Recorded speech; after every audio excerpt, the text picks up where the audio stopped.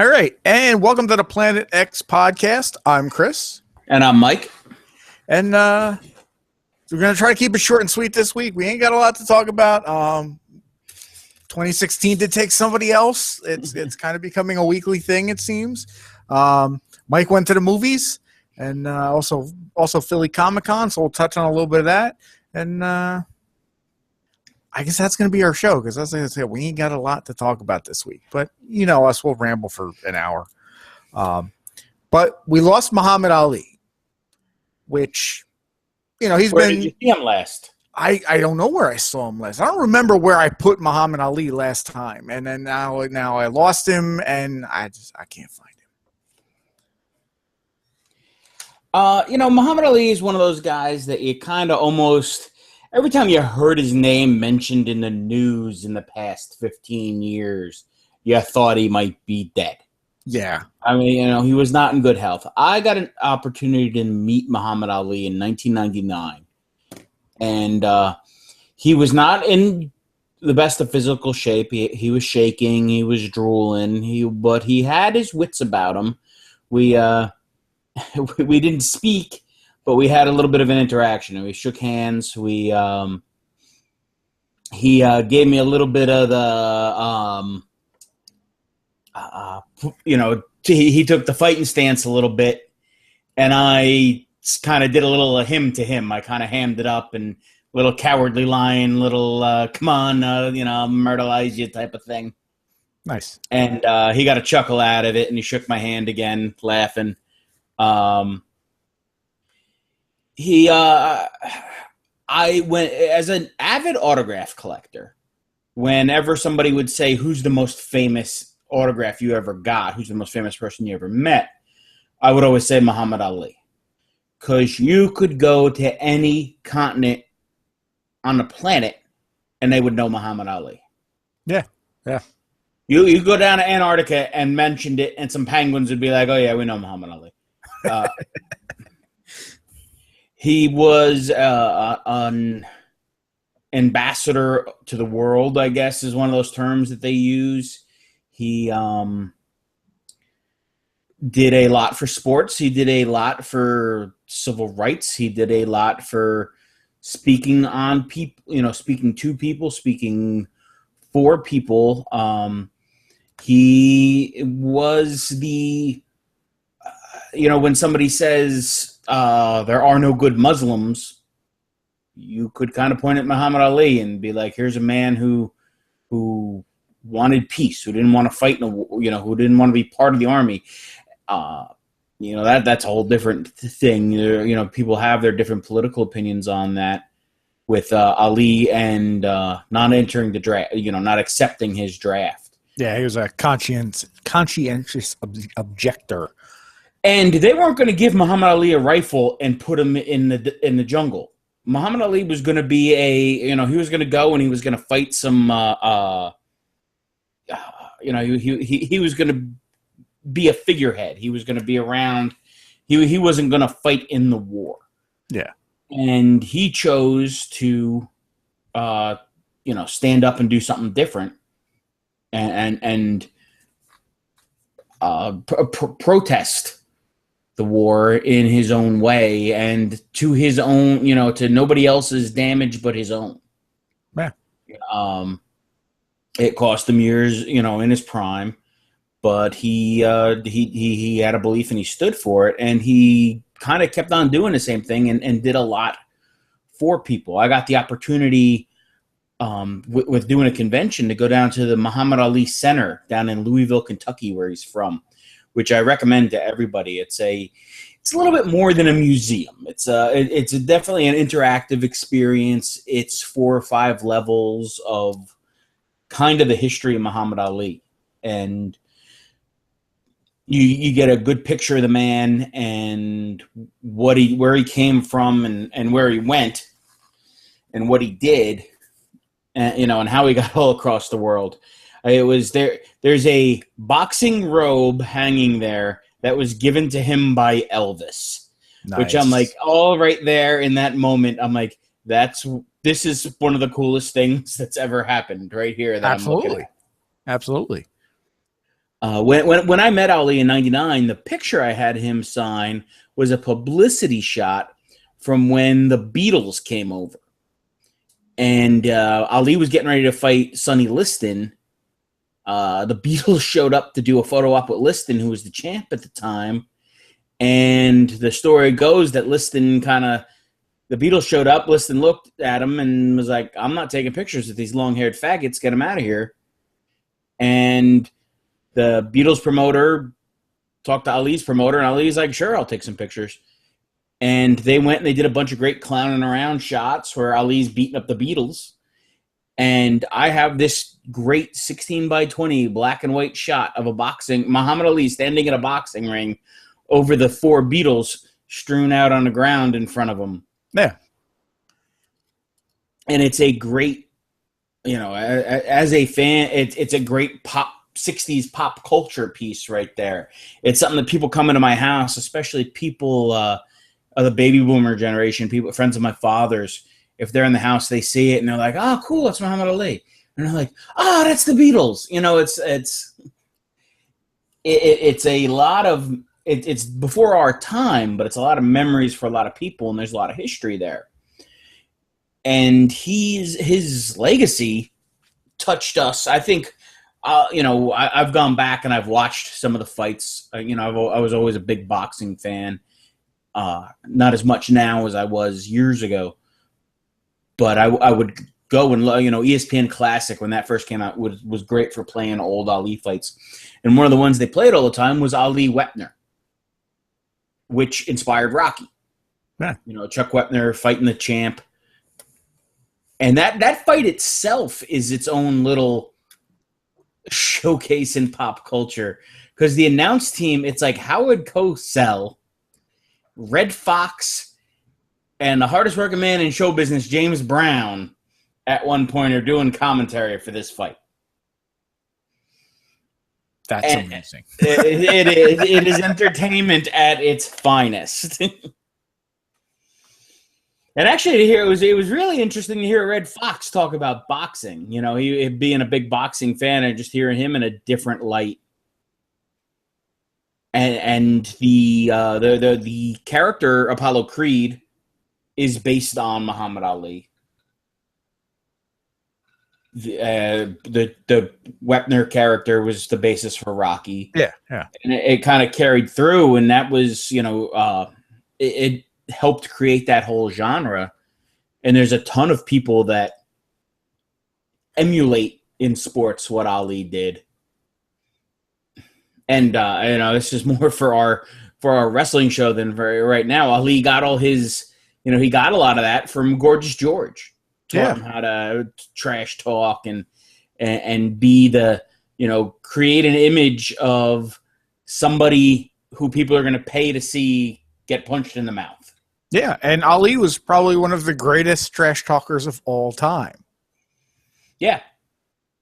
And he trash talked everybody. And even when he was trash talking Joe Frazier, he in private moments he would get a hold of Frazier and be like, "We're going to make so much money off of this." But then if it was in the public, he was talking shit on Frazier all up and down. But he knew that his antics was going to get people to pay to see the fight. Absolutely. Frazier said at the time he didn't understand. He couldn't understand why this guy was trying to personally go after him the way he was. But he was, but he wasn't. It was, he knew, Ali above all was a showman. Yeah, and he played the game. And he played the game. He played the game very, very well. And he played it so well that he crossed over into, as you said with the Beatles picture, he crossed over into pop culture. One of the biggest things that I've seen over the past couple of days since his passing, a lot of my friends that are, aren't necessarily boxing fans, but are, comic book guys. The big thing that's been all over Facebook is the Superman issue where on the cover Superman is fighting Muhammad Ali. Yeah, it was a special issue they did. I think it was for some kind of fundraiser. but it was Superman versus Muhammad Ali that they were fighting for charity. Yeah. As a couple of years ago, DC had produced a statue for it. I remember that. And that was a fun piece. And that's one of those things that it became like the part of the legacy and the joke. The Simpsons would have referenced it in occasion with creating the that bigger than life image that somebody is such a big name that they can fight fictional characters. Yeah, yeah. Ali fighting Superman kind of begat things like in the 90s when Charles Barkley played Godzilla in basketball. Or I'm sure there's other examples, and that was the first one that came to mind. Sting tag teamed with RoboCop. That's a little different. I was just watching something, and that was on. Whatever I was watching, that was on, and it was like, oh, that's horrible. But I digress. But Ali he was at the first WrestleMania. He was part of that with being one of the special referees. He was around and involved. I had forgotten. I had seen a picture of him on Different Strokes, which is something I had completely forgot about. Strokes.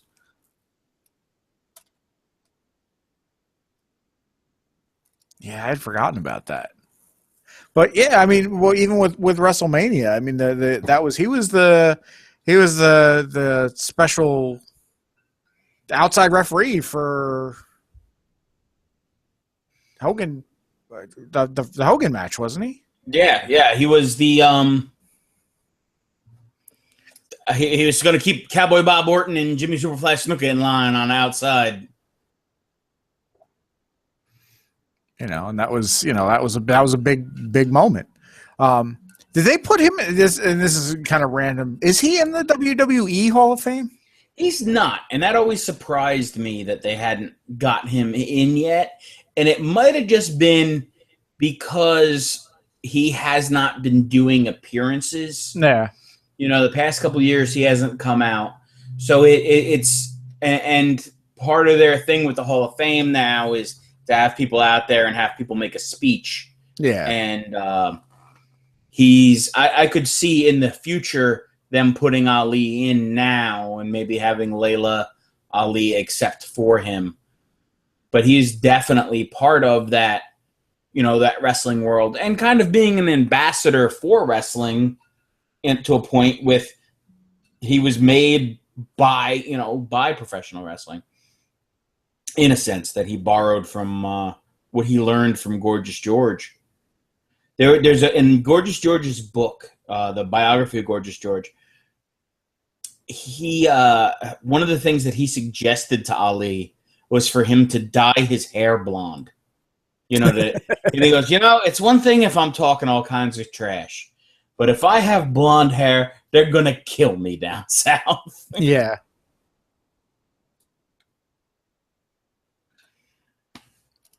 But, you figure that's some 40 years before Dennis Rodman thought about it. Yeah. 30 years before Dennis Rodman did it, and it made a big splash in the world.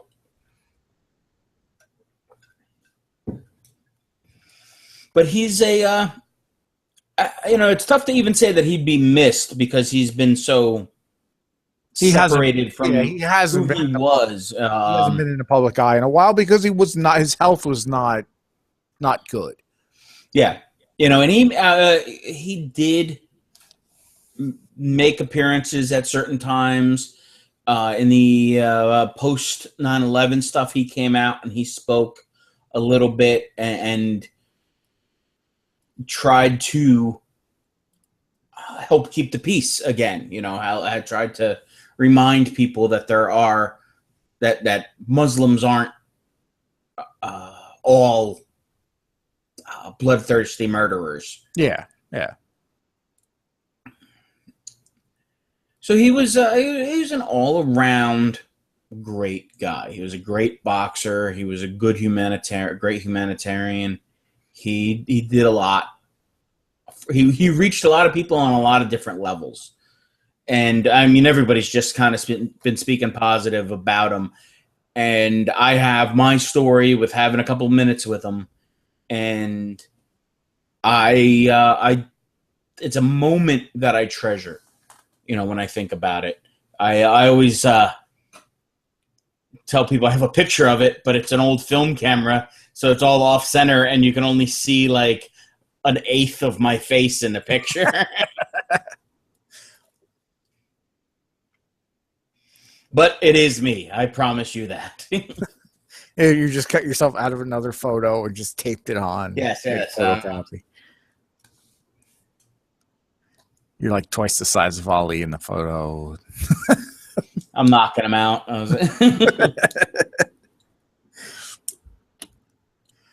But so you went to the movies this weekend. I did go to the movies this weekend. I wasn't super psyched at first because I think I was in a bigger comic book mood for Captain America: Civil War, but I did get out to see X-Men: Apocalypse, and I enjoyed it. It suffered from trying to put too much stuff in one film. Which I'm not surprised because that's kind of, as much as I enjoy Days of Future Past, that's kind of where that's kind of, they started doing that. And that, I think that's what kind of handicapped the first trilogy, and I think we had talked about that a little bit a couple weeks back, where there's just too much going on. Well, even with this film, some of the, I guess what you'd call featured players aren't even that featured, for as much as you see Psylocke in the advertising for it. There's zero development or information on her character. Wow, that's kind of a shame. Her name is only probably spoken 3 times in the film. Wow. She's a badass in the film. She does some cool stuff in it, but you don't know a thing about her. And obviously the character origin will be different than the comic book origin. But I feel they did the same thing with Angel in the movie. He's just kind of there. There's no there's nothing given to him. Storm, you get a little bit, and again, it's kind of the Eric and Charles show to a point. Yeah. The other kind of criticism I had of it, and I could kind of tell this in the commercials, is Mystique takes the form of Candace Everdeen and just kind of turns this into X-Men: The Hunger Games. Oh, yeah. I kind of did get that feeling a little bit that's where they were gonna, the way they were gonna kind of go with it. They focus on her character, and it doesn't just come out of the blue. They use the events of the previous film to kind of set her up as the poster child for mutant rights, for a mutant that came out and did the right thing in Munich in the 70s. Okay. Or wherever they were in DC, or I forget. I don't remember. I think they were in DC. I think it was DC at the end of the last one. Okay. So, but for most of the movie, she just looks like Jennifer Lawrence. And I'm not a huge fan of that style, that Mystique look, the scaly Mystique, as opposed to I always preferred the comic book look Mystique more. But it works. If you're going to focus on anybody, that's it for this film. She's probably the best bet because she's the kind of the experienced character in it. And you don't have a Wolverine to focus on in this one. Yeah. There is, I mean, you see it in the commercial. There is a Wolverine appearance, and they do a okay job of kind of introducing the new young X-Men, which are all X-Men we've gotten before. It's Cyclops, Jean Grey, and Nightcrawler are the kind of the new kids on the block type of characters in this. They're the new young characters. Beast is back. Xavier's back. Quicksilver's back. And Mystique. But it almost feels like it could have been 2 movies. Like there was, I mean, a lot happens in the movie. There's action, and then there's other points where you're like, okay, it's almost like they waste time rehashing some of the characters that were popular. Okay, yeah, like the characters that they didn't need to kind of rehash, they do, and then the characters that they probably should give some background to, like Psylocke, they don't. Yeah, and we get another Quicksilver running around scene. Okay. Another Quicksilver focus scene where everything's in slow-mo or stopped as he's doing the super speed thing. Which, again, is done well, like it was in Days of Future Past. But it's kind of like, all right, you did the same thing. But it works, and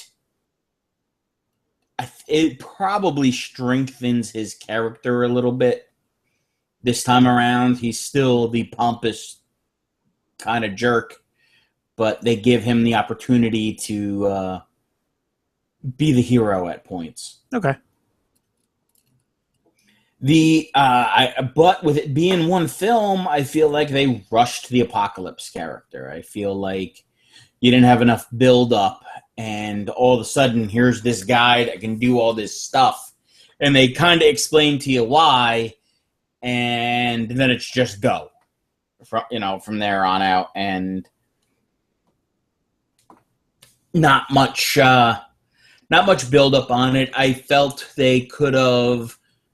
And with the 4 Horsemen, if you had Magneto and maybe 3 other characters, or 2 other characters and Psylocke, if you want to put Psylocke in that role, but I felt like Storm and Angel were wasted in that part. Angel, especially in particular, they just kind of had a character. So if you're a fan of the comic, you can be like, oh, that's kind of cool. But that, there's some focus on Angel at points that if you don't know the comics, you're almost like, why is he spending so much time with Angel? Yeah. It gets a little weird. It got a little homoerotic almost at one point. All right. But from an outside point of view, if you're not like watching the comic, if you didn't know the comic, you'd be like, oh, all right, he's doing this, so he looks like the comic character. But there's no explanation why he's doing that. It's just like, he just likes touching that guy. Huh? Okay, then. The look of Apocalypse, I mean, I kind of got used to it. When he first showed up, I was a little distracted by it because it just, to me, does not look like Apocalypse. He does some Apocalypse things in it, but he didn't have that intimidating look of Apocalypse, I guess, is the way. Yeah, and I think that was one of the big complaints that when the design of the character first came out, I think that's what a lot of people weren't happy with. Away from Oscar Isaac, but Apocalypse is, at least in the comic, is an imposing figure. And Yeah, I mean, there's a few points where that definitely translates through, but there's other times where he just kind of seems like an old man. okay. I guess it's not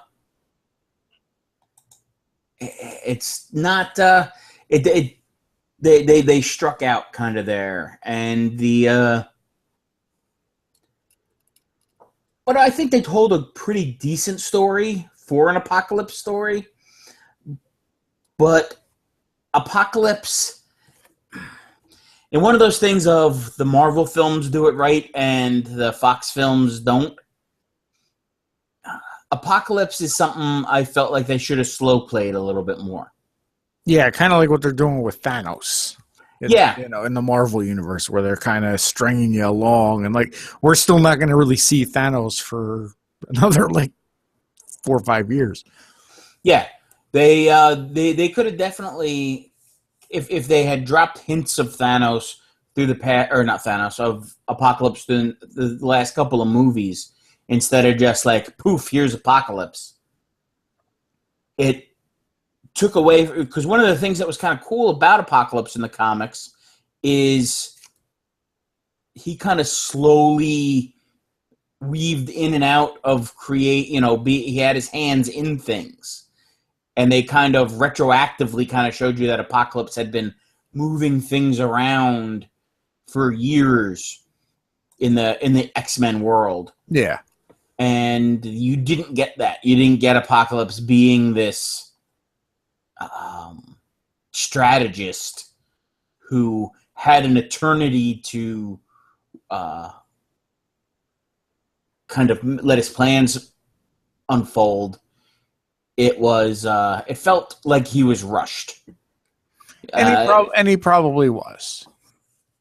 Yeah. Well, the story was rushed, but also the character in the story, it felt like he had to do this right now. You're like, he's got to do this right now, otherwise he's not going to, like he didn't have that forever. Yeah. And then the post-credit scene, which I guess sets up, I don't know if it's setting up the next X-Men or if it's setting up Wolverine, but it hinted at Mr. Sinister. Okay. Where, to me, Mr. Sinister was, he was always one of the disciples of Apocalypse, and to follow up Apocalypse with Sinister is a little off for me. But yeah, it should have probably gone, the other way. Yeah, I don't know if they're going to throw him in the Wolverine movie because, I mean, they're doing, from what I've been seeing, they're doing Old Man Logan. They're not really doing, more of a current Wolverine story. Which kind of just feeds into that still a little, as much as they're fixing things, it's still a little disjointed. Yeah. Yeah, sitting there, and even though I was enjoying the movie, I was still thinking about how cool would it be if they were all still, all together with the rest of the Marvel Universe. Yeah.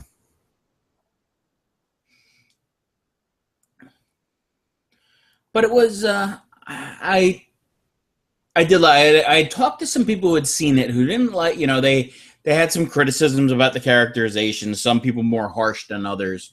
If you're one of those by the book, comic book fan people that this is different, so I don't like it, you're not going to enjoy the movie. Yeah. But I dug it. It worked. It definitely made you feel like they're going to keep on making movies. Which I'm sure they are. It's a cash cow still. It's they're going to be throwing new X-Men movies at you every other year, I think. Yeah. And they introduced a bunch of new characters, so well, not new characters, a bunch of young actors playing characters that we know already. So I guess I got high hopes for it. We'll see where it goes. And then the rest of my comic book experience of the weekend was I hit Philly Comic-Con. Cool. But I hit it Friday. There wasn't an awful lot going on. I kind of like going Friday because there's not much going on, but you miss out on a lot of the big name autograph people. They're not there. Stephen Amell was there Friday during the day sign-in. He had a gigantic line, which is kind of to be expected. And it's cool that he is one of those guys that tries to get out there for 3 or 4 days at a Comic-Con to sign. Yeah. He seems like he's very good to his fans. There are a couple other people there, some people that I have, some people I wasn't that interested in. I enjoy the layout there. It doesn't crowd up it's a Wizard World show. It doesn't crowd up as much as the New York show at the Javits Center, where I feel like they try and pack so much in. I didn't hit any panels or anything like that. I do enjoy the Philly show because it's at the Philly Convention Center right next to the Reading Terminal Market in Philly, which is like a gigantic food court mall type of thing. Yes. With some awesome places to eat. If you're looking for an artisan sandwich or a fantastic roast pork sandwich or some great ice cream or bring home some fresh fish. That's the place to go. It's the place to go. So it was, I went, I checked out some comic stuff. I had something nice to eat. It was a good trip. Yeah, sounds like it. I think the last thing I want to bring up, and I kind of missed this when we were pre-showing, so I'm surprising you a little bit, but not that much because it was all over the place. I live in a bubble, man. The thing with the gorilla. Oh yeah, the thing with the damn gorilla. Now, the thing with the gorilla, and somebody had done a Facebook meme along the same lines as what I was thinking, but this is how you get Planet of the Apes. Yes. This is how that happened. When I see stuff like this, when I see they have that robot and they show that guy like kicking the robot and hitting it with the stick and that's stuff. That's how you get Terminator. That's how you get Terminator. So,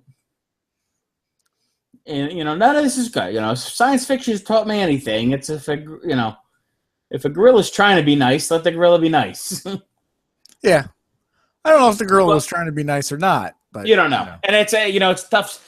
I have to side on saving a child over an animal at any time. And if they fucked around a little bit and let a gorilla rip a little boy apart with everybody videotaping it, it would have been done gorillas no favors. Yes. Yeah, it would have been 100 times worse. I mean, even Jane Goodall came out and said that was the right thing to do. As much as this majestic animal, lost its life. On the flip side of that, do I think the parents should have been paying a little more attention and less Facebooking? Yeah, probably. And I wasn't even gonna. I feel like everybody became a Monday morning quarterback about this thing. Oh, absolutely. There are some great Facebook posts about all of a sudden everybody's an expert on zoos, gorillas, tranquilizers, parenting. Exactly. And I mean, and the thing is, it's a horrible thing. I mean, the parents are feel horrible as it is. I mean, because, they almost lost their son and now they're, basically being blamed for this gorilla's death. So I think, I don't want to come down on them too hard, but that's just my, yeah.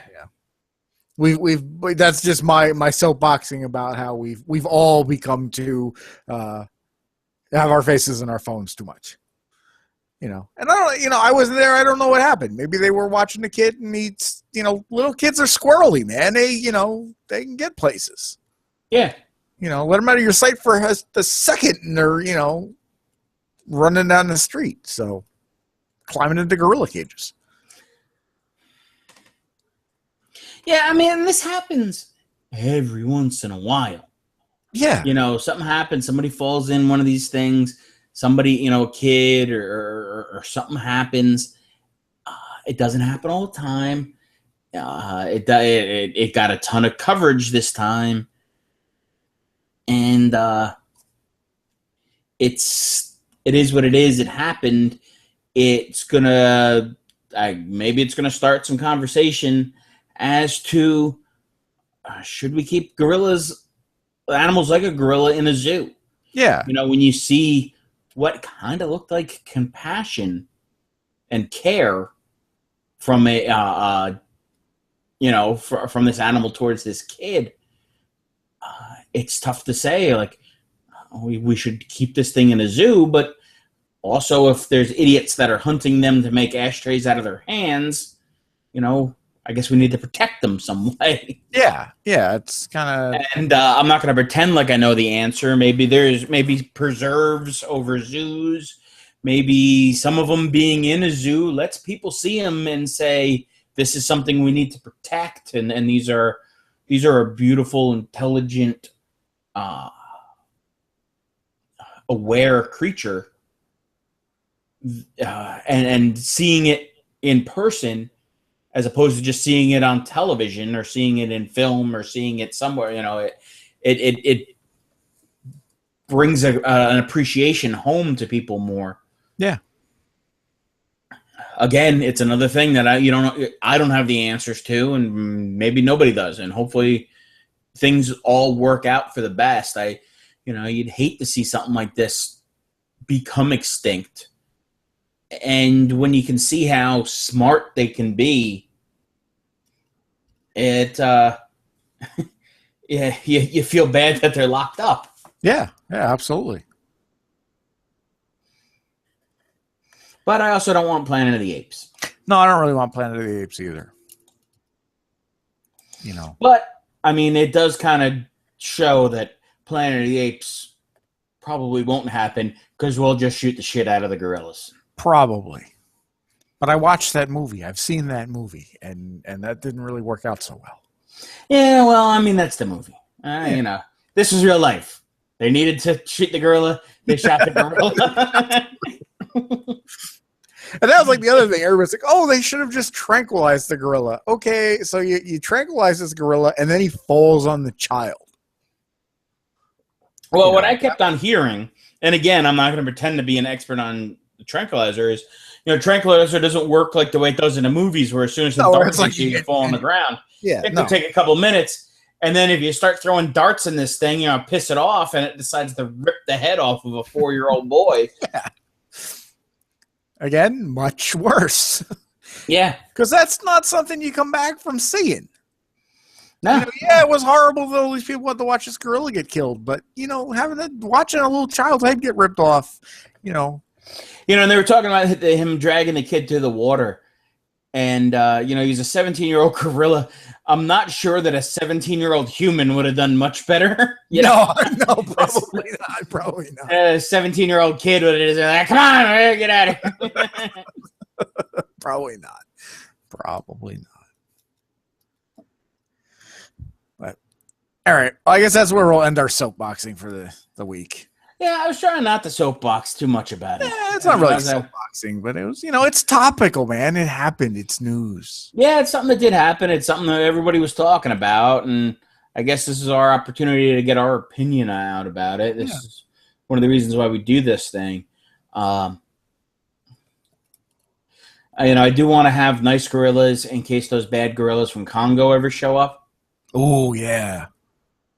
The gorilla. We need the gorilla that does the sign language. I need the gorilla with the power glove that makes the sign language. Yes. Amy, power glove. It's so bad. Ugly gorilla. That movie's awful. Oh, it's one of my favorite bad movies of all time. It's a good bad movie, but it's still a bad movie. It's so bad. Ernie Hudson and Tim Curry are like having a contest to see who can do a bad accent, who can do a worse bad accent. Yeah, I forgot Tim Curry was in that. Wow, I haven't seen that in forever. I'm not going to looking for the lost city of Zinj. Yes, that's right. That's right. Bruce Campbell's in that movie for a hot minute at the beginning. He's the guy that gets killed. It's got the hippopotamus attack in it. Hippopotamus attacks are good. Yeah, that's a gorilla movie. Yeah. Oh, speaking of gorilla movies, this will be the last thing I guess we can talk about. Okay. Because I saw Tarzan. I haven't seen the any of Tarzan. I have not seen the Tarzan trailer yet. I'm kind of psyched because for the first time, I'm going to say in our lifetime, I know there was that. I didn't see that Casper Van Dien Tarzan movie. I don't think I did either. Yeah. But this. What was that? The only Tarzan movie that, like, of our lifetime that I can remember seeing, and I don't remember much of it, is Legend of Greystoke. Greystoke, yes. That was the one I have a vivid memory of. I just remember Christopher Lambert being in that. That's all I really remember. And the Casper Van Dien one kind of came out in that point of, like, the spirit and the shadow. And yes. They were trying to capitalize on those types of characters, and nobody got it right. But this Tarzan movie feels like a superhero movie.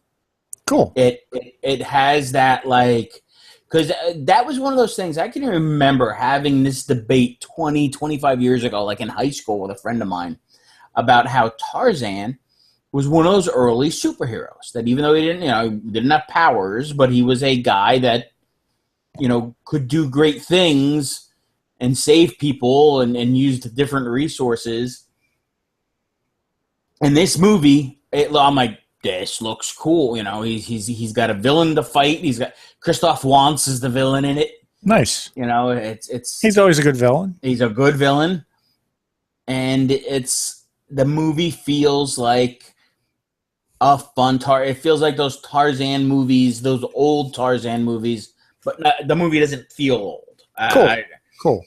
It to me, it captures what I want Tarzan to be. Nice. And hopefully, like, people will make, if somebody's going to make another Zorro movie, or people are going to make some of these other older characters to try and capitalize on the superhero genre now, they can kind of follow the Tarzan. This Tarzan of not making it goofy and not making it too ridiculous, but still making it fun. Cool. One can hope. So I'm psyched for Tarzan. When is that coming out? Do we know?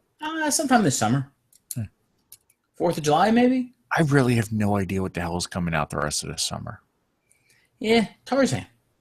Well, Tarzan. All right, I'll look forward to Tarzan then. Look forward to Tarzan. And I think that's all I got. All right, and that's all I got because I ain't got nothing this week. But anyway, that's where we'll wrap up. You know where to find us. We're on iTunes and Stitcher. You can find us at the Channel Z podcasts at WordPress.com. Channel Z on podcasts on Facebook. Want to shoot us an email? It's channelzpodcasts@gmail.com. So we'll see you next week. Maybe a hot tag this week. I don't know yet. But I'm Chris. And I'm Mike. And be nice to the gorillas. Ugly gorilla.